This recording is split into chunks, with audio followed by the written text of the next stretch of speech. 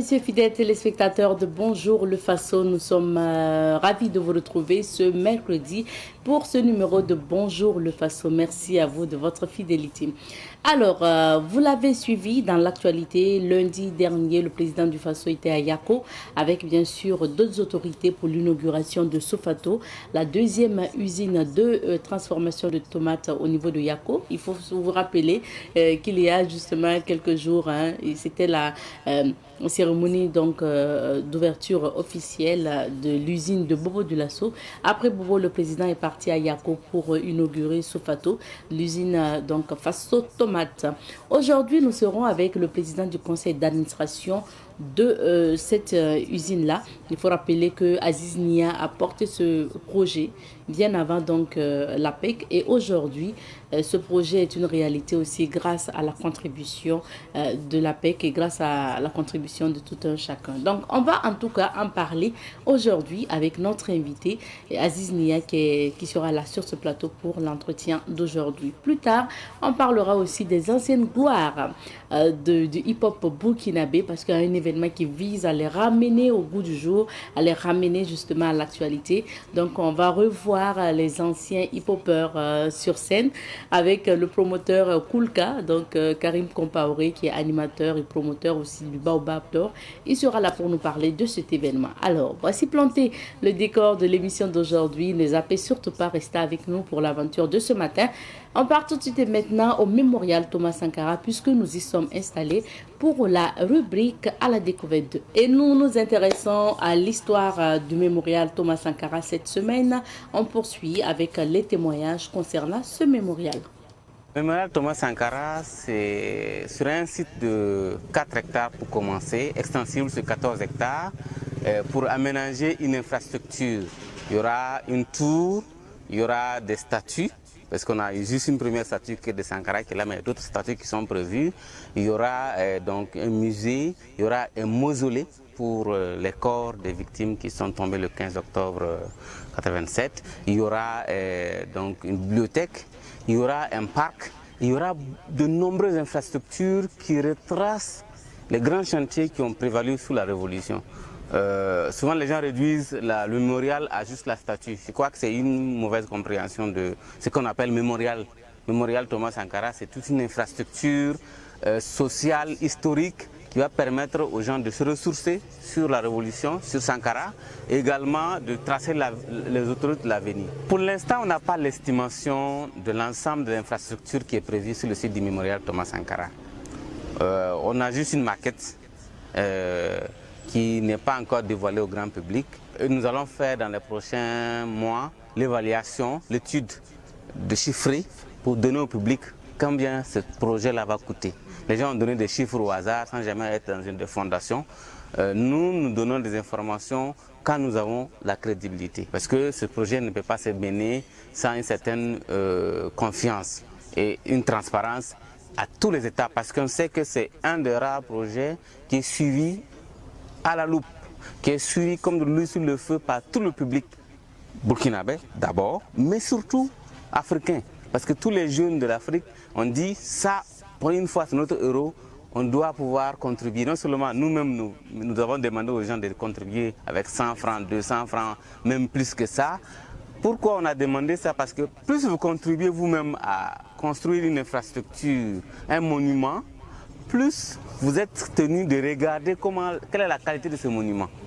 D'où la polémique sur la statue. Sauf que sur la statue qui a été posée, ce n'est pas une commande du comité mémorial Thomas Sankara. C'est une commande qui était prévue par le ministère de la Culture, qui nous a été donnée en cadeau pour occuper l'espace. Donc c'est ce que nous avons fait. Il y a eu des imperfections, on a essayé de corriger, on a eu une statue provisoire qui est là. Pour nous, on est satisfait aujourd'hui parce qu'au moins on occupe le lieu. Et on a aujourd'hui en moyenne 1000 à 1500 personnes qui visitent le site actuellement. Il y a de l'engouement. Ça veut dire qu'il fallait un site comme ça parce qu'il n'y a plus d'autres sites aujourd'hui qui représentent, qui matérialisent Sankara.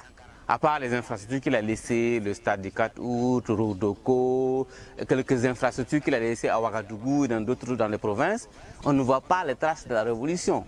Donc, il y avait Darnouin où il était posé, donc le cimetière, les visiteurs venaient. on pense qu'avec la statue qui est posée, on est en train de créer un autre pôle touristique potentiel pour la ville de Ouagadougou. Le projet de mémorial sera financé par probablement 3 gros acteurs. L'État va donner des financements. L'État de Burkina est engagé dans le projet de mémorial Thomas Sankara. Il y aura également les amis du Burkina. C'est-à-dire que c'est des représentations d'État. Et il y aura la population. Donc c'est pour ça que je parle de plusieurs entités qui peuvent contribuer à financer ce projet-là. Il n'y a pas que seulement l'État qui va construire. Ce qui fait la différence avec d'autres projets de mémoriaux qui ont été construits ailleurs, comme au Ghana, le mémorial Nkrumah, comme au Mali à côté avec le mémorial Modibo Keïta, qui a été exclusivement exécuté par l'État du Burkina. Nous avons voulu prendre une idée de Sankara qu'il avait développée sous la Révolution, qui s'appelle l'EPI, l'effort populaire d'investissement. À ce moment, la population cotisait pour construire un centre de santé, pour acheter une ambulance, pour construire une école. Et quand ils cotisaient pour le faire, évidemment, ça veut dire qu'ils étaient aussi les gardiens pour que ça se fasse bien. Et c'était aussi les gardiens pour que le contrôle qualité soit là, pour que l'entretien soit là. Donc c'est tous ces éléments-là que nous voulons mettre ensemble en s'inspirant de l'idée de Sankara pour construire son propre mémorial. L'effort populaire d'investissement, c'est la quote-part des populations pour construire le mémorial Thomas Sankara. Avec le contexte, les gens vont dire que ça coûte cher, c'est du gaspillage d'argent. Non, nous ne pensons pas à cela. Nous pensons que plutôt ce projet mémorial va générer d'autres recettes pour aider d'autres secteurs à se développer. Le projet mémorial, quand il sera fini et qu'il y aura une fondation ou une structure de gestion des recettes de ce projet, ça va générer à construire des hôpitaux, ça va générer pour construire des écoles, ça va générer pour appuyer l'université qui est juste à côté en termes d'infrastructure. Donc évidemment, il ne faut pas que les gens voient juste tout de suite la perte de... Et la vie n'est pas que la nourriture, la vie n'est pas que le matériel. Là, nous sommes en train de faire quelque chose qui va nourrir aussi l'esprit. Et Sankara aimait dire ça. Donc, oser inventer l'avenir. Et c'est l'esprit qui invente. Et évidemment, nous sommes conscients que tout le monde ne peut pas adhérer à cela parce qu'en se disant que oui, c'est une œuvre architecturale, c'est une œuvre de plaisir. Non, c'est une œuvre de construction de l'histoire de l'homme. Je fais partie des gens qui ont marché au Sénégal contre la statue de la Renaissance au Sénégal. J'étais là-bas, j'ai fait 6 ans. J'ai marché avec les Didier Awadi et d'autres acteurs au Sénégal. J'étais contre. Mais là, Ouad a forcé et la statue de la Renaissance est sortie à Dakar. Aujourd'hui, c'est le premier site touristique de tous les visiteurs qui arrivent au Sénégal. Moi-même qui était contre, je suis allé faire une projection de mon film là-bas. J'ai assisté à des concerts là-bas. C'est ça comme ça la vie. Donc ça veut dire que j'ai évolué dans mon approche vis-à-vis de la statue de la Renaissance. J'étais contre au départ, Ouad a forcé la fesse à la statue, mais nous tous nous y allons. Et quand il faisait ça, il n'y avait pas d'électricité à Dakar. Il y avait des manifestations tout le temps à Dakar. Quand il faisait ça, il n'y avait pas assez à manger, il y avait des inondations à Dakar. Pour dire que ce n'est pas toujours opportun, mais pour ceux qui sont visionnaires, on force pour faire les choses parce que demain, ça va porter des fruits. Donc c'est sur cette logique-là que nous sommes et nous pensons que ça peut aller. Oui, il faut dire que cet espace est l'espace où sera recueillie l'œuvre architecturale du mémorial Thomas Sankara. Et donc, c'est un espace touristique, il faut dire, pour faire valoriser et vivifier la mémoire de Thomas Sankara. Et sur cet espace, nous avons déjà marqué le terrain en faisant en sorte que l'espace soit consacré totalement au mémorial Thomas Sankara par la statue qui a été érigée et inaugurée pour la 2e fois la semaine surpassée. Et donc là, le site est ouvert au public et tout le monde peut passer visiter, prendre des photos. Et c'est surtout pour familiariser l'esprit des gens à la fréquentabilité du site et de cet espace que vous savez qu'il était très emprunté et très craint du grand public. Mais aujourd'hui, c'est un espace fréquentable et nous avons des gens de tous les horizons qui viennent depuis qu'il a été ouvert. Nous avons tous les publics, nous avons les personnes du 3e âge, nous avons des personnes jeunes comme moi de ma génération, nous avons les enfants, nous avons les familles, nous avons aussi des anecdotes très importantes où on se retrouve avec par exemple des familles, un ladji qui prend toutes ces 3 femmes dans un tricycle qui vient et qui visite. On a des familles qui viennent avec toute leur famille, habillées en t-shirt Thomas Sankara, et qui viennent, qui prennent. Et nous avons fait 2 sondages la semaine dernière. Le premier sondage, c'était de vérifier la fréquentabilité du site en semaine pleine. Et nous avons en 3 heures, 2 fois 250 et 230 personnes qui le fréquentent dans un intervalle de 3 heures de temps. Quand nous faisons cette évaluation, nous l'avons faite lundi, nous l'avons faite mercredi, nous l'avons faite vendredi. Et maintenant, pour évaluer la densité des personnes qui viennent les week-ends, nous l'avons fait 3 semaines successives. Nous avons entre 1200, 1050 et 1030 personnes qui le fréquentent. Et pour nous, c'est quelque chose d'assez révélateur et d'assez prémonitoire par rapport au fait que ce site va être le plus grand catalyseur des visites et le point de chute de tous les voyageurs qui viendront au Burkina. Et d'ailleurs, on a des gens qui viennent des provinces et il ne se passe personne qui vient de province, qui viennent de Bobo-Dioulasso, qui viennent de Gawa et qui ne passent pas ici. Et presque tous ces visiteurs que vous voyez là, si on demande tout de suite à quelqu'un d'où il vient, vous verrez que c'est quelqu'un qui vient soit de Yako ou quelqu'un qui vient de Koudougou, et tout à l'heure il y en avait. Et c'est aussi l'occasion pour nous et pour le comité international de dire que la statue n'est pas le mémorial, mais le mémorial c'est une œuvre architecturale plus importante dans laquelle la statue, de laquelle fait partie la statue qui ne constitue que 0,1% de l'importance de l'infrastructure qui est attendue, parce qu'il s'agit d'une tour Sankara de 87 mètres, très géante, très imposante, qui va bouleverser la configuration de la ville de Ouagadougou. Et c'est une tour qui va révolutionner tous les projets immobiliers parce que c'est le plus géant que le Burkina Faso va accueillir après son indépendance, sinon depuis son existence. Et l'Office international du tourisme a notifié au mémorial Thomas Sankara que c'est le site le plus imposant en termes d'ambition pour la sous-région et partant même de l'Afrique en termes de projet de mémorial. Vous écoutez à l'instant ceux-là qui s'occupent de la gestion du mémorial Thomas Sankara, donc à travers bien sûr la rubrique à la découverte de, puisque je vous le disais, nous y sommes installés pour vous faire découvrir ou redécouvrir ce site touristique aujourd'hui qu'on peut visiter à Ouagadougou. D'ailleurs, il faut rappeler que le mémorial Thomas Sankara se situe à l'ancien Conseil de l'Entente. Merci de votre attention. Pour la suite de cette émission, on va maintenant découvrir donc ce que nous disent les journaux ce matin, et c'est dans la revue de presse. À présent, je vous donne lecture des titres des journaux ce matin. Nous débutons par Citoyen. Le quotidien d'État affiche à sa une ce matin: primature, le Premier ministre exhorte à l'engagement et à l'exemplarité. Décès de El Hadj Djanjenaba Barrow, le président du Faso rend hommage à un grand homme. Il repose à Djeri, dans la province du Kénédougou. Toujours à la une de Citoyen ce matin, assassinat de 3 agents du CCVA à Banlo, 5 personnes condamnées à la prison à vie. Espace AES, la libre circulation des personnes et des biens, bientôt une réalité. Forces armées nationales, le colonel Moussa Diallo, nommé général de brigade. Décès de Gomis Naba de Tenkodogo, l'inhumation prévue ce jeudi 19 décembre. On murmure, Waiwia, un citoyen offre un drone au FDS. Komoé, un passager tué par un essaim d'abeilles. Avortement en ligne, l'extermination des fœtus sur les réseaux sociaux.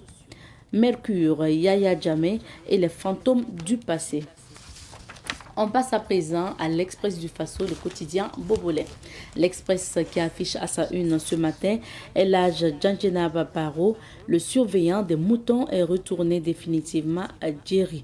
Autant le dire, hausse des prix et produits frauduleux contrôlés partout.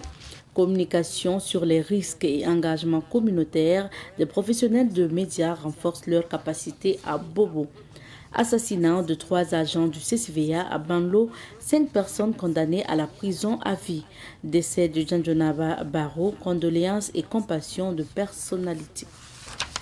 À présent, l'Obs qui affiche ce matin mise au point du RH5. C'est une première dans l'histoire de la recherche sur les vaccins contre le paludisme, d'après le professeur Alidou Tinto, chef de l'unité clinique de Nanoro. Milieu des affaires, il s'appelait Djanjenaba. Tenkodogo, Gomis Naba a rejoint ses ancêtres. Dans la rubrique donc les humeurs de Barry, ton mur ne tombe pas, Téhéran te dira que tu n'es pas organisé.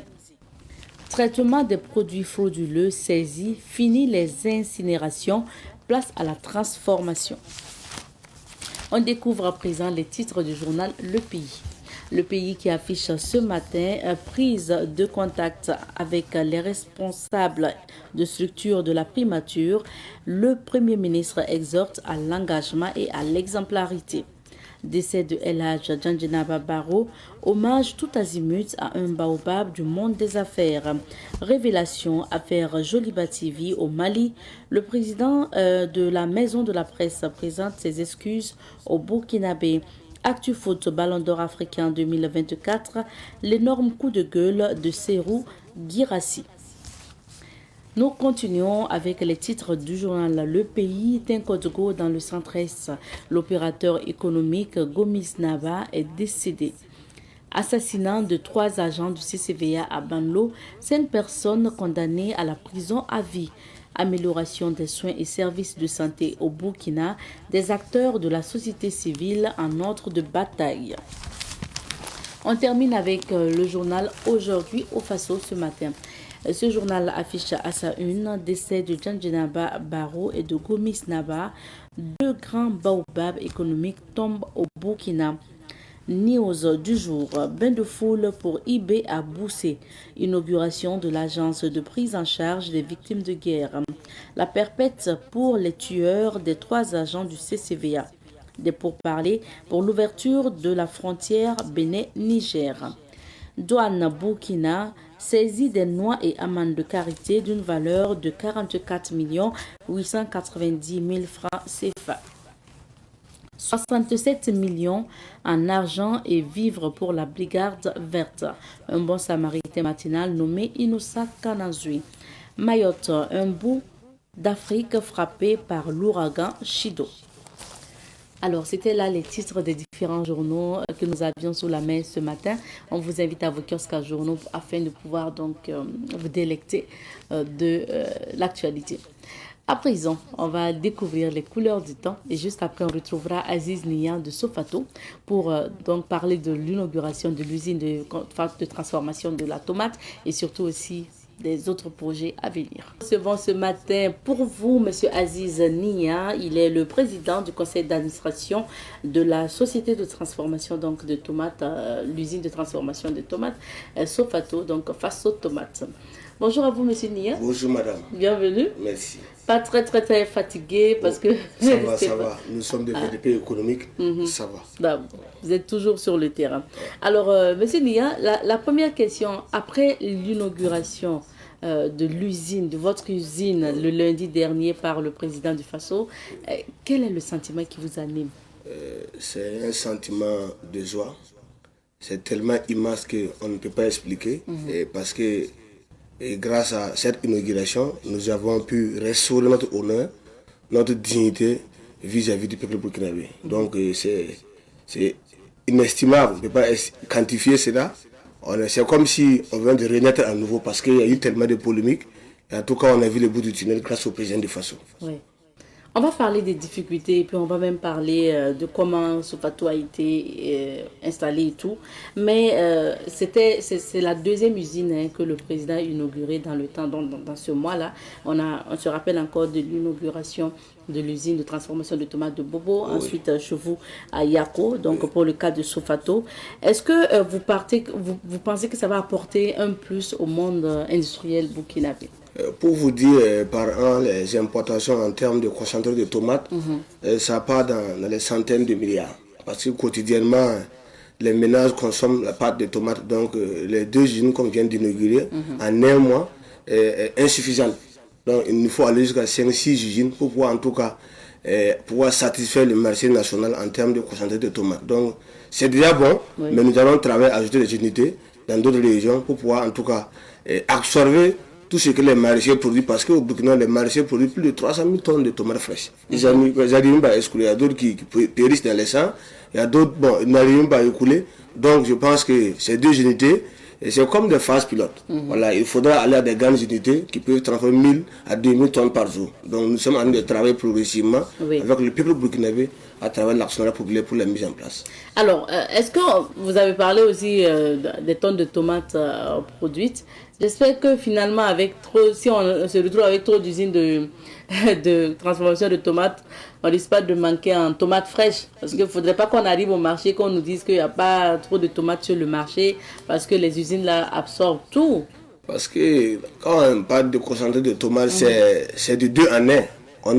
Quand c'est de 100% naturel, quand vous prenez la pâte de tomate, il y a le goût de la tomate fraîche, il y a aussi le concentré qui est là. Donc je pense que avec la production nationale qu'on aura, tout le monde sera servi. Que ce soit la tomate fraîche, que ce soit le concentré, tout le monde sera servi. Parce que les populations sont prêtes aujourd'hui à produire en temps plein pour ravitailler l'usine et puis aussi faire plaisir aux consommateurs locaux. Alors, quand vous avez parlé de la qualité, justement, on a l'habitude d'importer donc des pâtes de tomates d'ailleurs. Mais pour ce qui est des pâtes de tomates qui seront produites au Burkina, pour Sofato par exemple, qu'est-ce que vous pouvez dire concernant la qualité? Ce que nous produisons ici est 100% naturel. Voilà. Ce n'est pas des colorants, ce n'est pas des additifs, non. Ce qui est importé, quand vous regardez la texture, on sent qu'il y a des additifs. Mais nous, on veut aujourd'hui avoir un impact positif sur notre santé. On ne va pas faire comme ce que les autres font, parce que on a beaucoup de maladies aujourd'hui, c'est dû à ce que nous consommons, parce que nous ne savons pas ce que nous consommons. Mais ce que nous produisons ici, c'est 100% naturel, 100% tomate, sans additifs, sans colorant.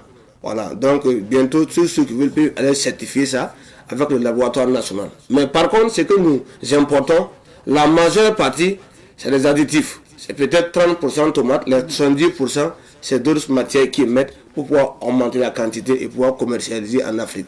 Ce que nous consommons ici, c'est pas ce que les gens consomment chez eux. Voilà, il faut que nous aussi on apprenne à consommer local, ça y va de notre santé aussi également. Alors, le président du FASO, lors de l'inauguration, a salué justement votre résilience, votre courage et a appelé d'ailleurs les autres jeunes et structures aussi à emboîter le pas. Est-ce que vous pensez que ce pouvoir a favorisé vraiment l'avancée des travaux de Sofato? Comme je disais initialement, le capitaine Ibrahim Traoré nous a permis de restaurer l'honneur. Parce que nous avons commencé depuis 2019 ce programme. Les Burkinabés ont fait confiance, ils ont souscrit à la hauteur de leurs moyens, mais ça n'avançait pas. On avait beaucoup de difficultés. Il y a certains qui ont souscrit, qui sont revenus prendre leur argent. Donc il fallait trouver une solution. Comme je dis, c'est comme ce que Feu Sankara disait, on se retrouve comme un cycliste sur une pendelette où on est obligé de pédaler. Parce qu'à gauche, à droite, il y a des précipices. On s'est retrouvé comme ça. Et Dieu merci, Dieu nous a apporté quelqu'un, si on peut le dire comme ça, un messie, qui est arrivé, qui a demandé à savoir pourquoi le projet piétine. On a expliqué, parce qu'on a l'engagement, on a la volonté, mais c'est une question de moyens. Quand on parle d'une industrie, ce n'est pas les petits moyens, c'est les gros moyens. Initialement, nous avons parlé d'un projet de 1,5 milliard, mais quand on est allé sur le terrain, on a vu que 1,5 milliard c'est bien, mais c'est les petites unités par rapport à l'attente de la population. Donc le capitaine a instruit au ministre des Finances de voir le dossier, d'aller voir sur le terrain qu'est-ce qui est fait réellement, évaluer cela et pouvoir nous accompagner. Aujourd'hui, c'est une réalité. Mais si le capitaine Ibrahim Traoré avait voulu écouter les gens, je pense qu'il n'allait pas nous aider aujourd'hui. Je pense que ce qu'on a inauguré lundi là, ça n'a pas être possible. Parce que c'est un homme de conviction, c'est un homme de vision. Il a cru à nous, il nous a aidés sans écouter quelqu'un. Aujourd'hui, c'est une réalité. Le peuple burkinabé peut être fier de ce projet-là. Ah oui. C'est bien de rappeler comment Sofato est né en fait. Oui. Parce que moi, je me rappelle bien, dans les années 2019-2020, on vous a reçu, vous avez expliqué, c'était le temps des souscriptions et tout. Mais rappelez aux téléspectateurs, comment Sofato est né. C'est toute une histoire, parce que après nos études académiques, avec mon binôme Salif Sida, au passage, je le salue. Vous avez fait des études en quoi? En sociologie, après en finance compta. Okay. Mais après, j'ai fait les produits de cru, les céréales, les sésames et les amandes de qualité. Et j'ai beaucoup voyagé. Voilà. Et dans les voyages, on a vu que partout où on va, quand on voit une grande réalisation, ça appartient à un groupe de personnes. Quand on va en Inde, c'est une économie de groupe. Quand on va en Chine, quand on voit une entreprise, c'est pour des générations en génération. Mais quand on arrive au Burkina, on ne voit pas ça. L'entreprise la plus ancienne, c'est peut-être 30 ans. Après ça, ça disparaît. Donc nous on a demandé, mais comment c'est comme ça? Parce que le déclic est parti de la Turquie, parce que l'hôtel où nous on séjournait régulièrement appartenait à une région. Et c'est les gens, la population de la région, ils ont mobilisé leur argent et construit l'hôtel à la capitale économique. Et quand ils viennent à la capitale, ils séjournent là-bas. En fin de l'exercice comptable, les bénéfices qui résultent de ça, ils enlèvent au moins 30%, ils se partagent les 70% et développent leur région. Et c'est en cela que nous avons copié l'idée pour adapter à la réalité ici, tout en pensant à ce que le professeur Laurent Badon prônait, l'actionnariat populaire. Et c'est en cela que nous sommes allés voir le professeur Badon. On dit, bon, nous on veut lancer l'actionnariat populaire pour des entreprises communautaires. Il dit, ah, lui il a essayé, c'est difficile, parce qu'il y a trop de capitalistes qui sont contre ce programme. Mais comme avec notre jeunesse là, si on tient, on va y arriver. Donc c'est en cela que nous avons regardé, c'est quel domaine où nous on peut commencer. Parce que j'étais dans l'import-export aussi, j'ai envoyé des pâtes de tomates. Et on a vu qu'au Burkina on produit la tomate, mais on n'arrive pas à écouler. On peut commencer par la tomate. D'où la création de Sofato. Et quand on a créé, après on a eu des difficultés juridiques avec le conseil régional, avec l'UEMOA, et il fallait trouver une forme. C'est là que nous avons créé la société coopérative Bâtir l'avenir pour avoir une forme lucrative et pouvoir en tout cas poursuivre la mobilisation populaire afin de pouvoir mettre le programme en place. Et à la base, c'était quoi en fait la mobilisation populaire? Parce que là, vous aviez maintenant votre coopérative avec notamment votre binôme. Comment faire maintenant pour réunir les fonds pour réaliser Sofato, l'usine aujourd'hui? Quand la société coopérative Bâtir l'avenir, c'est comme un holding. Voilà, c'est un holding qui nous permet de mobiliser les capitaux pour investir dans plusieurs domaines d'activité par actionnariat populaire. C'est-à-dire aujourd'hui, l'entreprise même, c'est la coopérative qui mobilise pour mettre les initiatives en place. C'est-à-dire, Sofato aujourd'hui, c'est un produit de la coopérative. C'est la coopérative qui lance l'actionnariat populaire et les gens souscrivent, adhèrent, ils deviennent membres, ils souscrivent, ils prennent les parts et ils sont actionnaires dans les entreprises que nous mettons en place. Donc c'est l'acte uniforme OUADA des droits des sociétés coopératives. Donc aujourd'hui c'est Sofato, demain ça peut être une autre usine. Dans nous sommes en exploration. Ok, on va parler des projets plus tard. Maintenant, revenons aux souscripteurs. Peut-être qu'aujourd'hui, en discutant avec vous, il y a des gens qui se disent, ah oui, c'est Sofato, j'ai eu à souscrire. Finalement, ça se passe comment pour ces souscripteurs-là? Est-ce que c'est tout de suite? C'est un sentiment de fierté parce qu'ils ont cru avant de voir. Parce qu'il y a beaucoup qui ont été découragés, qui sont revenus me retirer leurs souscriptions parce que dans la loi OUADA, tant qu'on n'est pas productif, on ne peut pas restituer les souscriptions de quelqu'un. Mais nous sommes en Afrique, il faut qu'on adapte les textes à nos réalités. Quand quelqu'un vient, il a souscrit à 10 000 francs, il veut éteindre ton image à cause de 10 000. Si tu en es, tu les restitues. C'est ce qu'on a fait. Je pense que beaucoup sont revenus pour récupérer les souscriptions. Et je n'ai pas fait d'opposition parce que l'image est capitale dans une société. L'image est capitale pour nos ambitions. Parce que quelqu'un, s'il te traîne dans des juridictions pour dire que tu dois te l'arnaquer, même si ce n'est pas le cas, le fait qu'on te traîne là-bas à tout moment, ça éteigne l'image. Donc c'est ce qui fait qu'à tout moment, quand quelqu'un vient qui veut son argent, moi je cherche mon propre argent et je le restitue. Aujourd'hui, ceux qui ont souscrit, qui ont cru à la vision, sont tellement fiers. Beaucoup ont été invités à l'inauguration. Ils sont fiers d'avoir participé à ce programme-là. Ils sont fiers parce que c'est de là avoir parti le développement de Burkina Faso. Comme j'aime le dire, on ne peut pas se développer aujourd'hui si on ne se solidarise pas. Et c'est un sentiment de fierté pour eux parce qu'ils ont participé utile pour leur nation.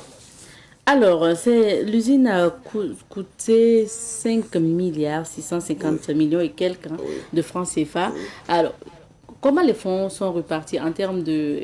Parce qu'il y a les souscripteurs, il y a l'actionnariat populaire, et puis comment en fait on peut répartir ces fonds-là? Parce que quand on parle de capital, il y a deux types de capital. Il y a le capital social, qui est le capital de création, et il y a le capital d'investissement. Le capital d'investissement fait 5 milliards 650 millions et quelques. Et c'est réparti, parce que le fonds burkinabé, à travers le ministère des Finances, nous a accompagnés à hauteur d'1 milliard de francs CFA. L'APEC, à l'air venu, nous a accompagnés à hauteur de 400 millions. Et le reste a été mobilisé grâce à l'actionnariat populaire. C'est l'occasion de saluer la résilience du peuple burkinabé. C'est l'occasion de les saluer parce que maintenant on sait que nous avons amorcé la voie du développement. Donc c'est réparti comme ça. Ok. Maintenant, pour notamment je reste sur les souscripteurs, parce qu'il y a des gens qui ont souscrit à part de 10 000 et plus. Est-ce que à partir de quel moment il y aura des retombées pour ces personnes? Pour la première année, je pense que nous allons démarrer la commercialisation de la tomate du produit fini en début janvier. Si on démarre en début janvier, le fin d'exercice comptable c'est en décembre. Okay. Voilà, en décembre, nous allons faire les états, nous allons faire l'assemblée générale. Ce qui va sortir comme marque bénéficiaire, on va mettre ça sur la table. Voilà ce qu'on a réalisé comme marque bénéficiaire pour la première année. Et nous allons prendre le nombre total de souscrits divisé par le nombre de bénéfices. On va avoir un ratio. Si vous avez souscrit, par exemple, si au total on a 300 000 parts sociales, on prend le bénéfice divisé par le nombre total de parts. Si on divise, on va avoir un ratio. Je prends un exemple, on va avoir un ratio de 500. Si on a un ratio de 500, vous avez pris 10 parts. On prend les 10 parts multiplié par les 500. Ce qui vous revient des droits, c'est 5 000. Pour la première année, c'est comme ça. D'accord. Donc, ce sont des calculs qui seront faits. Oui. Et bon, je pense que chacun sera servi. En tout cas, mais vous attendez quand même une bonne marche de bénéfices. Hein? Absolument. Déjà absolument. Pour nous, c'est pas d'abord le gain financier. Le capital social, c'est quoi? Les emplois. Oui. Là, quand on parle d'emploi, c'est le capital, le dividende social. C'est les emplois. Voilà. D'abord, c'est ça qui nous rassure. L'usine, c'est plus de 100 personnes. Oui, plus de 100 emplois directs et 1500 indirects. Mais c'est appelé à croître au fur et à mesure que nous avançons. Okay. Donc, cette satisfaction d'abord d'employer 100 personnes là, c'est une épine de moins pour le gouvernement. Parce que tout le monde attend que le gouvernement fasse les concours pour qu'ils puissent passer. Il faut aussi que le secteur privé, par exemple nous autres, à travers l'actionnariat populaire, puisse créer des emplois pour ces étudiants-là qui sont en tout cas en fin de cycle.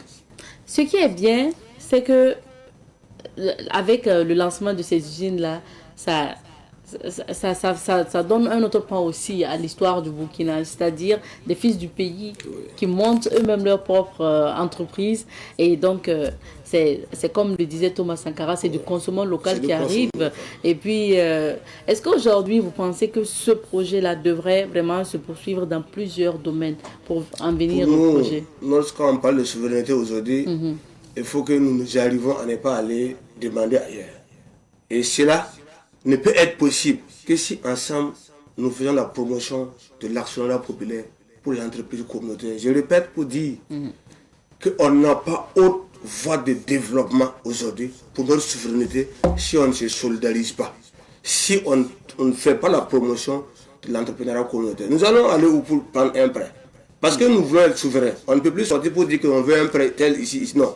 Si on veut être souverain, on doit avoir nos outils de souveraineté. Et nous, l'actionnariat populaire, est notre outil de souveraineté. C'est notre cheval de bataille. Voilà. Donc aujourd'hui, si le Burkina veut aller de l'avant, il faut que tous les fils et filles du pays puissent vraiment se solidariser autour des entreprises communautaires, que chacun puisse prendre une part minimum pour qu'ensemble nous puissions mettre une entreprise en place. Parce que nous on dit souvent, celui qui ne met pas, ne peut pas venir dire qu'il cherche du travail là-bas. Voilà. Il faut souscrire, avoir des parts, parce que quand tu viens, pour dire que tu veux travailler dans une entreprise communautaire, même si c'est un marché que tu veux, on te demande où est ton numéro de souscripteur. Parce que quelqu'un ne va pas croire à une initiative, il met son argent, toi tu viens après, tu veux travailler dedans. Ça veut dire que vous allez prioriser ceux qui ont cru au projet. Bon, en fait, ce n'est pas une priorité, mais on te donne l'opportunité aussi, si vraiment tu as les compétences, les qualifications, recherchées. Voilà, parce que si on dit que non, si tu as adhéré, on va te recruter. Non, ça c'est pas. Mais si tu n'as pas les compétences aussi. Non, parce que beaucoup disent que c'est une obligation parce qu'ils ont adhéré, ils ont souscrit. Voilà, il faut avoir les compétences nécessaires voilà, que demande la société. Alors, on voit en image justement donc, ce reportage concernant l'inauguration donc, de l'usine. Et donc, pour le moment, pas de tomates au niveau des rayons des alimentations et boutiques. Hein. C'est à partir de janvier. Oui, c'est à partir de janvier. C'est à partir de janvier. Je pense qu'on a une production qui est disponible. Mais c'est à partir de janvier nous allons commencer à commercialiser. Parce que nous sommes déjà en fin d'année. Voilà, nous, on va débuter en début d'année pour pouvoir avoir une bonne exercice comptable. Voilà. Maintenant, qu'en est-il du coût? Est-ce que déjà c'est étudié, c'est avoir une idée? C'est étudié parce que nous avons tenu compte à tous les coûts sociaux. Il y a des sticks de 30 grammes qui coûtent 50 francs. Il y a des sticks de 60 grammes qui coûtent 60 francs et 100 francs. Parce qu'il y a des ménages qui n'ont pas de réfrigérateur pour conserver ça. C'est pourquoi on a fait des petits sticks de 30 grammes, 60 grammes pour les permettre de pouvoir faire les petites sauces rapidement. Ok. Voilà. Donc il y a des boîtes également de 850 grammes qu'on appelle 1 kg. Est-ce que c'est ça? Voilà, c'est ça. C'est 1 kg. 1 okay. kilo. Ça va nous coûter combien? Bon, pour le moment, on n'a pas encore défini les prix. C'est le prix des sticks qu'on a défini. Ok. Voilà. Super, donc on sera ravis de retrouver Sofato au niveau donc, de nos ménages. Avec la complicité de la réalisation, on va suivre le reportage ensemble, Monsieur Nia. Merci. Et puis on reviendra poursuivre sur ce plateau.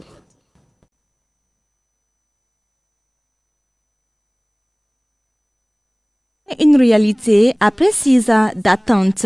Cette entreprise de transformation et de commercialisation de la tomate, située dans le village de Pougyongo, dans la commune de Gomposoum, région du Nord, est la deuxième usine burkinabé que le président du Faso, Ibrahim Traoré, a inaugurée en moins d'un mois.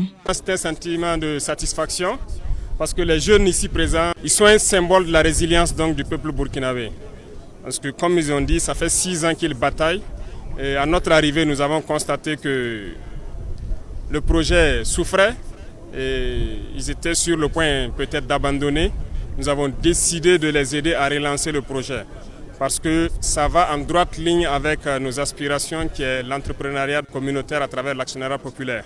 Sur une superficie d'un hectare, l'usine Sofato est installée à quelques kilomètres de la ville de Yako. Elle est composée d'une administration, d'une salle de production, d'une salle de finition et d'une salle de maintenance. L'usine a également une capacité de transformation de 100 tonnes de tomates par jour. Des mesures sont déjà prises pour garantir la matière première, à en croire le président du conseil d'administration de la Sofato. Nous sommes en train de travailler pour acquérir des forêts, pour accompagner les maraîchers afin qu'ils puissent produire en temps plein pour ravitailler les usines. Nous sommes pour le moment à 2 unités. Nous voulons travailler à partir jusqu'à 6 unités parce que quand on regarde, il y a jusqu'à 4 unités manque à gagner. Parce que nous importons aujourd'hui plus de 200 milliards de pâtes de tomates par an. Donc c'est un manque à gagner. Si nous travaillons à mettre ces unités, nous allons pouvoir créer des emplois avec ça et créer de la richesse. L'usine Sofato est la résultante du programme de l'entrepreneuriat communautaire APEC. Elle ouvre ses portes à 107 emplois directs et plus de 1500 emplois indirects. C'est une bonne initiative parce que surtout manque d'emploi là, ça va nous aider beaucoup. Je suis très contente à cause de ça parce que le prix de pâte de tomate peut diminuer. Actuellement, le petit boîte à Zida là, ça fait 800 francs. Et moi, je veux que ça soit 500, 300, 400.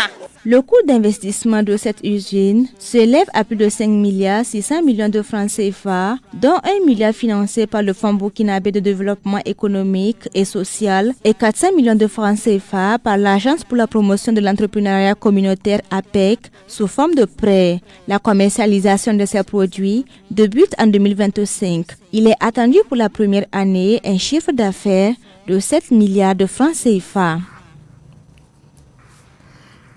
Merci à Germaine pour cet élément, donc ce reportage. Germaine qui était à Yako avec vous pour notamment l'inauguration de l'usine de transformation de tomates Sofato. Alors, on a entendu le président parler de la résilience, comme je le disais tout à l'heure. Alors, Monsieur Nia, c'est vrai que nous, on ne connaît pas en profondeur vraiment le dossier, mais on a vu aussi le début, on vous recevait sur ce plateau. Est-ce que vous avez rencontré de grandes difficultés justement qui vous ont fait dire un jour, est-ce que c'est pas mieux d'abandonner?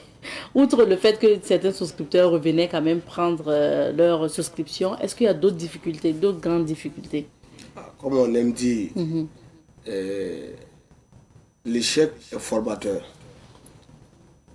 Et ne peut pas, tous ceux qui ont réussi ont une histoire. Ce programme, c'est toute une histoire.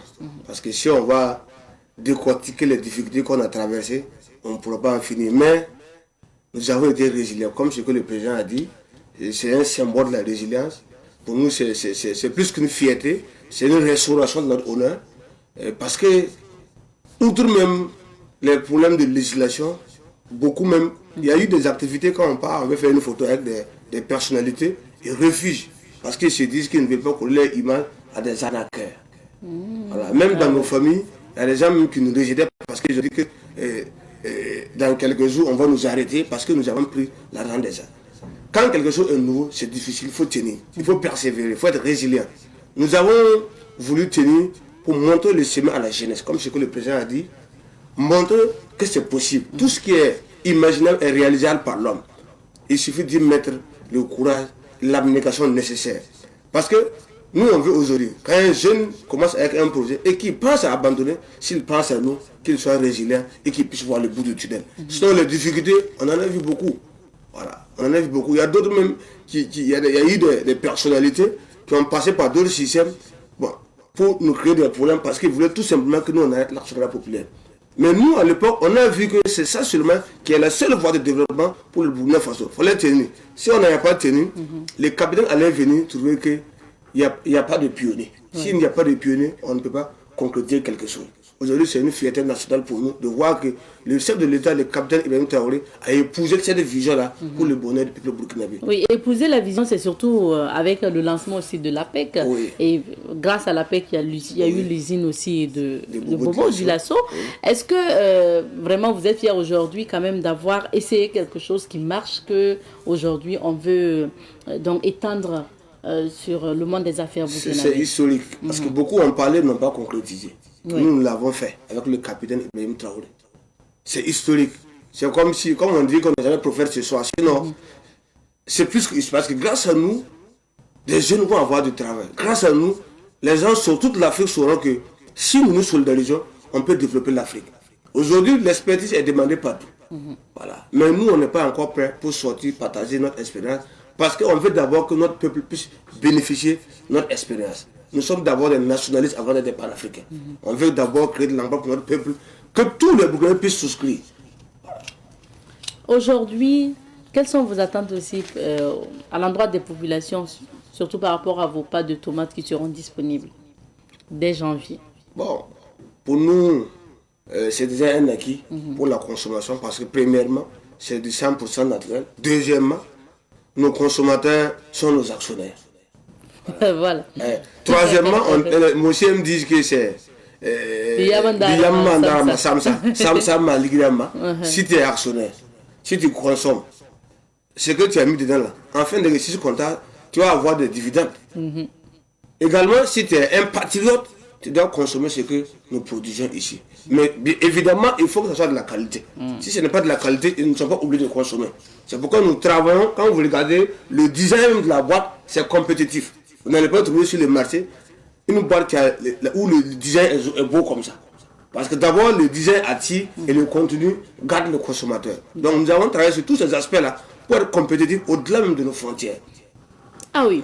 Alors, vous avez dit tantôt qu'aujourd'hui, l'idée c'est vraiment d'avoir des usines comme ça, un peu dans beaucoup de régions du Burkina Faso. Est-ce que déjà vous êtes aussi pour parler avec peut-être d'autres jeunes, d'autres coopératives pour lancer certains projets ou vous-même vous êtes en train de travailler sur d'autres projets?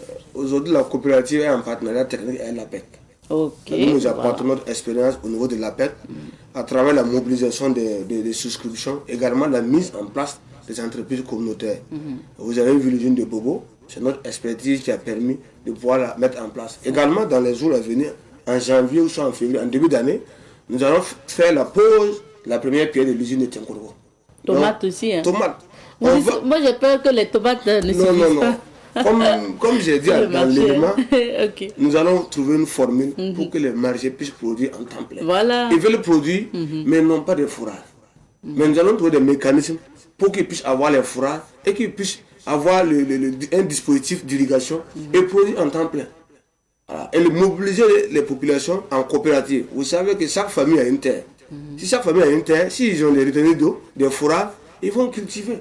Et ça va nous éviter les réseaux ruraux. Ceux qui quittent le village pour venir en ville, ils viennent trouver qu'en ville, il n'y a pas de travail. Ils ne peuvent plus repartir. C'est question de dignité. Ils restent en ville, ils agissent chez un kiosque. Nous, on veut éviter tout cela. Tous ceux qui sont en ville, s'ils ont des terres au village, ils peuvent se mobiliser en coopérative. On fait des fourrages, on les donne, et pas ils cultivent la tomate. Nous, on rachète pour alimenter nos usines. Et chacun gagne ce qu'il doit gagner. Et ça crée de l'emploi. Ça crée de l'emploi.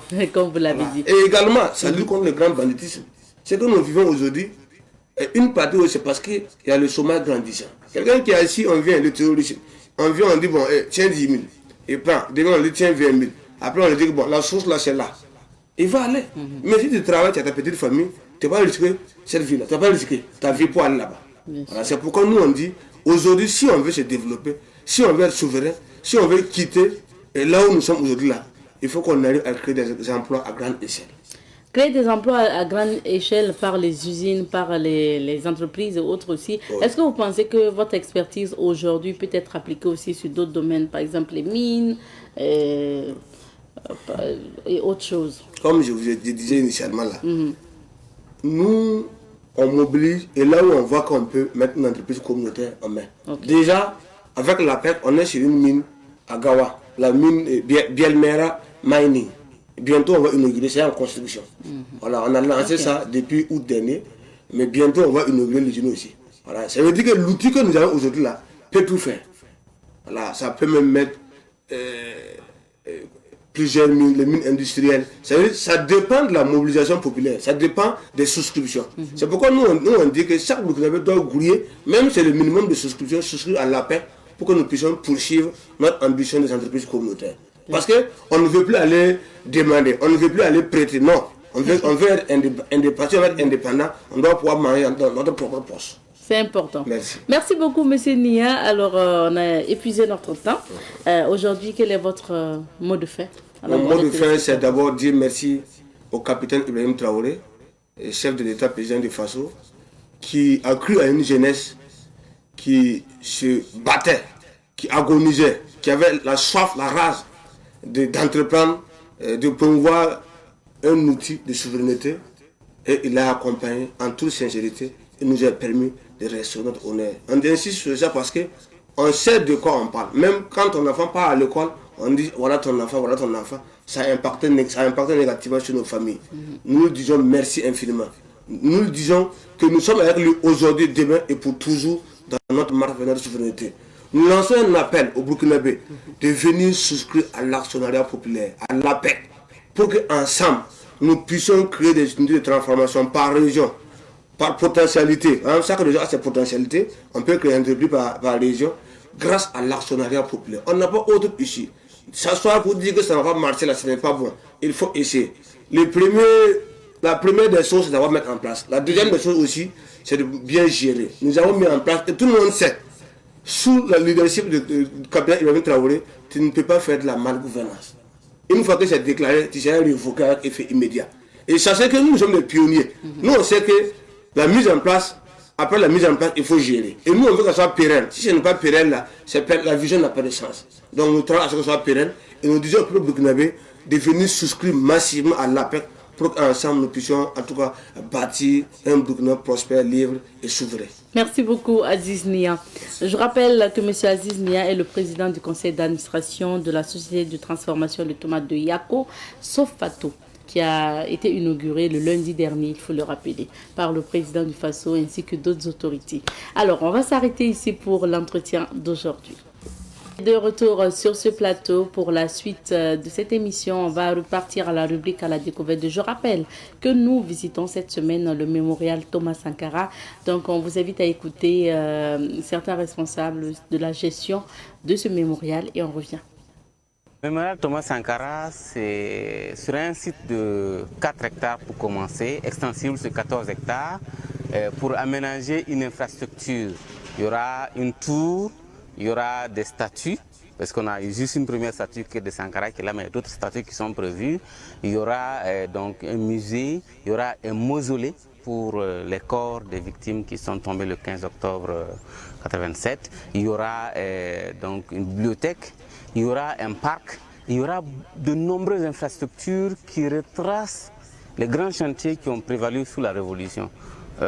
Souvent les gens réduisent le mémorial à juste la statue. Je crois que c'est une mauvaise compréhension de ce qu'on appelle mémorial.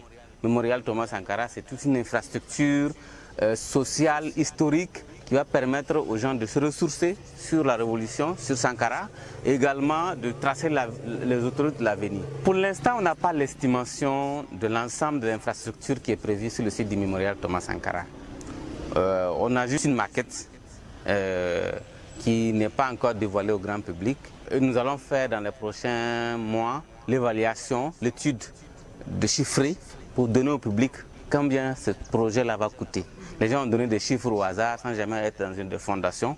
Nous donnons des informations quand nous avons la crédibilité. Parce que ce projet ne peut pas se mener sans une certaine confiance et une transparence à tous les États parce qu'on sait que c'est un des rares projets qui est suivi à la loupe, qui est suivi comme de l'huile sur le feu par tout le public burkinabé d'abord, mais surtout africain. Parce que tous les jeunes de l'Afrique ont dit ça, pour une fois c'est notre euro, on doit pouvoir contribuer. Non seulement nous-mêmes, nous avons demandé aux gens de contribuer avec 100 francs, 200 francs, même plus que ça. Pourquoi on a demandé ça? Parce que plus vous contribuez vous-même à construire une infrastructure, un monument, plus vous êtes tenu de regarder quelle est la qualité de ce monument. D'où la polémique sur la statue. Sauf que sur la statue qui a été posée, ce n'est pas une commande du comité mémorial Thomas Sankara. C'est une commande qui était prévue par le ministère de la Culture, qui nous a été donnée en cadeau pour occuper l'espace. Donc c'est ce que nous avons fait. Il y a eu des imperfections, on a essayé de corriger, on a eu une statue provisoire qui est là. Pour nous, on est satisfait aujourd'hui parce qu'au moins on occupe le lieu. Et on a aujourd'hui en moyenne 1000 à 1500 personnes qui visitent le site actuellement. Il y a de l'engouement. Ça veut dire qu'il fallait un site comme ça parce qu'il n'y a plus d'autres sites aujourd'hui qui représentent, qui matérialisent Sankara. À part les infrastructures qu'il a laissées, le stade du 4 août, Rodoko, quelques infrastructures qu'il a laissées à Ouagadougou et dans les provinces, on ne voit pas les traces de la révolution. Donc, il y avait Darnouin où il était posé, donc le cimetière, les visiteurs venaient. On pense qu'avec la statue qui est posée, on est en train de créer un autre pôle touristique potentiel pour la ville de Ouagadougou. Le projet de mémorial sera financé par probablement 3 gros acteurs. L'État va donner des financements. L'État de Burkina est engagé dans le projet de mémorial Thomas Sankara. Il y aura également les amis du Burkina. C'est-à-dire que c'est des représentations d'État. Et il y aura la population. Donc c'est pour ça que je parle de plusieurs entités qui peuvent contribuer à financer ce projet-là. Il n'y a pas que seulement l'État qui va construire. Ce qui fait la différence avec d'autres projets de mémoriaux qui ont été construits ailleurs, comme au Ghana, le mémorial Nkrumah, comme au Mali à côté avec le mémorial Modibo Keïta, qui a été exclusivement exécuté par l'État du Burkina. Nous avons voulu prendre une idée de Sankara qu'il avait développée sous la Révolution, qui s'appelle l'EPI, l'effort populaire d'investissement. À ce moment, la population cotisait pour construire un centre de santé, pour acheter une ambulance, pour construire une école. Et quand ils cotisaient pour le faire, évidemment, ça veut dire qu'ils étaient aussi les gardiens pour que ça se fasse bien. Et c'était aussi les gardiens pour que le contrôle qualité soit là, pour que l'entretien soit là. Donc c'est tous ces éléments-là que nous voulons mettre ensemble en s'inspirant de l'idée de Sankara pour construire son propre mémorial. L'effort populaire d'investissement, c'est la quote-part des populations pour construire le mémorial Thomas Sankara. Avec le contexte, les gens vont dire que ça coûte cher, c'est du gaspillage d'argent. Non, nous ne pensons pas à cela. Nous pensons que plutôt ce projet mémorial va générer d'autres recettes pour aider d'autres secteurs à se développer. Le projet mémorial, quand il sera fini et qu'il y aura une fondation ou une structure de gestion des recettes de ce projet, ça va générer à construire des hôpitaux, ça va générer pour construire des écoles, ça va générer pour appuyer l'université qui est juste à côté en termes d'infrastructures. Donc évidemment, il ne faut pas que les gens voient juste tout de suite la perte de... Et la vie n'est pas que la nourriture, la vie n'est pas que le matériel. Là, nous sommes en train de faire quelque chose qui va nourrir aussi l'esprit. Et Sankara aimait dire ça. Donc, oser inventer l'avenir. Et c'est l'esprit qui invente. Et évidemment, nous sommes conscients que tout le monde ne peut pas adhérer à cela parce qu'en se disant que oui, c'est une œuvre architecturale, c'est une œuvre de plaisir. Non, c'est une œuvre de construction de l'histoire de l'homme. Je fais partie des gens qui ont marché au Sénégal contre la statue de la Renaissance au Sénégal. J'étais là-bas, j'ai fait 6 ans. J'ai marché avec les Didier Awadi et d'autres acteurs au Sénégal. J'étais contre. Mais là, Ouad a forcé et la statue de la Renaissance est sortie à Dakar. Aujourd'hui, c'est le premier site touristique de tous les visiteurs qui arrivent au Sénégal. Moi-même qui était contre, je suis allé faire une projection de mon film là-bas. J'ai assisté à des concerts là-bas. C'est ça comme ça la vie. Donc ça veut dire que j'ai évolué dans mon approche vis-à-vis de la statue de la Renaissance. J'étais contre au départ, Ouad a forcé la fesse sur la statue, mais nous tous nous y allons. Et quand il faisait ça, il n'y avait pas d'électricité à Dakar. Il y avait des manifestations tout le temps à Dakar. Quand il faisait ça, il n'y avait pas assez à manger, il y avait des inondations à Dakar. Pour dire que ce n'est pas toujours opportun, mais pour ceux qui sont visionnaires, on force pour faire les choses parce que demain, ça va porter des fruits. Donc c'est sur cette logique-là que nous sommes et nous pensons que ça peut aller. Oui, il faut dire que cet espace est l'espace où sera recueillie l'œuvre architecturale du mémorial Thomas Sankara. Et donc, c'est un espace touristique, il faut dire, pour faire valoriser et vivifier la mémoire de Thomas Sankara. Et sur cet espace, nous avons déjà marqué le terrain en faisant en sorte que l'espace soit consacré totalement au mémorial Thomas Sankara par la statue qui a été érigée et inaugurée pour la deuxième fois la semaine surpassée. Et donc là, le site est ouvert au public et tout le monde peut passer visiter, prendre des photos. Et c'est surtout pour familiariser l'esprit des gens à la fréquentabilité du site et de cet espace que vous savez qu'il était très enchanté et très craint du grand public. Mais aujourd'hui, c'est un espace fréquentable et nous avons des gens de tous les horizons qui viennent depuis qu'il a été ouvert. Nous avons tous les publics, nous avons les personnes du 3e âge, nous avons des personnes jeunes comme moi, 3 générations, nous avons les enfants, nous avons les familles, nous avons aussi des anecdotes très importantes où on se retrouve avec par exemple des familles, un ladji qui prend toutes ces 3 femmes dans un tricycle qui vient et qui visite. On a des familles qui viennent avec toute leur famille habillées en t-shirt Thomas Sankara et qui viennent, qui prennent. Et nous avons fait 2 sondages la semaine dernière. Le premier sondage, c'était de vérifier la fréquentabilité du site en semaine pleine. Et nous avons en 3 heures 2 fois 250 et 230 personnes qui le fréquentent dans un intervalle de 3 heures de temps. Quand nous faisons cette évaluation, nous l'avons faite lundi, nous l'avons faite mercredi, nous l'avons faite vendredi. Et maintenant, pour évaluer la densité des personnes qui viennent les week-ends, nous l'avons fait 3 semaines successives. Nous avons entre 1200, 1050 et 1030 personnes qui le fréquentent. Et pour nous, c'est quelque chose d'assez révélateur et d'assez prémonitoire par rapport au fait que ce site va être le plus grand catalyseur des visites et le point de chute de tous les voyageurs qui viendront au Burkina. Et d'ailleurs, on a des gens qui viennent des provinces et il ne se passe personne qui vient de province, qui viennent de Bobo-Dioulasso, qui viennent de Gawa et qui ne passent pas ici. Et presque tous ces visiteurs que vous voyez là, si on demande tout de suite à quelqu'un d'où il vient, vous verrez que c'est quelqu'un qui vient soit de Yakou ou quelqu'un qui vient de Koudougou. Et tout à l'heure, il y en avait. Et c'est aussi l'occasion pour nous et pour le comité international de dire que la statue n'est pas le mémorial, mais le mémorial c'est une œuvre architecturale plus importante dans laquelle de laquelle fait partie la statue qui ne constitue que 0,1% de l'importance de l'infrastructure qui est attendue parce qu'il s'agit d'une tour Sankara de 87 mètres, très géante, très imposante qui va bouleverser la configuration de la ville de Ouagadougou et c'est une tour qui va révolutionner tous les projets immobiliers parce que c'est le plus géant que le Burkina Faso va accueillir après son indépendance, sinon depuis son existence. Et l'Office international du tourisme a notifié au mémorial Thomas Sankara que c'est le site le plus imposant en termes d'ambition pour la sous-région et partant même de l'Afrique en termes de projet de mémorial. Le mémorial Thomas Sankara, c'est sur un site de 4 hectares pour commencer, extensible sur 14 hectares, pour aménager une infrastructure. Il y aura une tour, il y aura des statues, parce qu'on a juste une première statue qui est de Sankara qui est là, mais il y a d'autres statues qui sont prévues. Il y aura donc un musée, il y aura un mausolée pour les corps des victimes qui sont tombées le 15 octobre 1987.